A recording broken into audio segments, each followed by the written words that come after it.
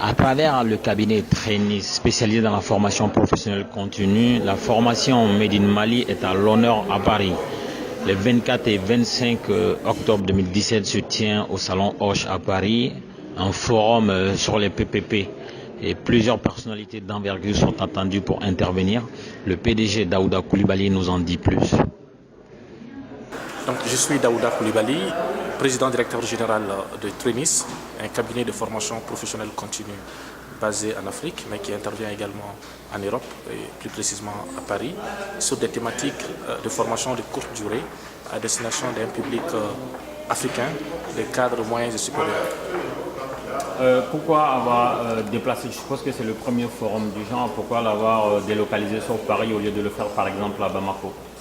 Alors, nous avons souhaité tenir cette première édition du forum PPP Afrique à Paris pour la simple raison que nous souhaiterions nous rapprocher des investisseurs. Comme vous le savez, Paris est l'une des premières places financières mondiales et notre souhait est de porter le message aux investisseurs pour leur dire que désormais l'Afrique est prête.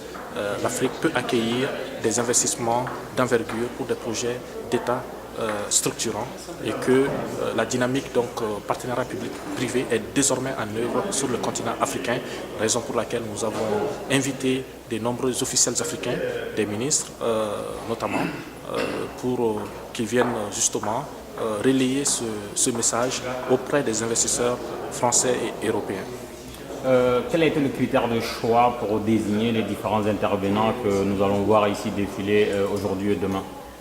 Alors, comme vous l'avez vu, nous avons une panoplie assez large d'intervenants, parmi lesquels nous avons des politiques, des chefs d'entreprise, des investisseurs, et également en termes de géographie, vous avez beaucoup d'intervenants occidentaux, mais vous avez aussi beaucoup d'intervenants africains.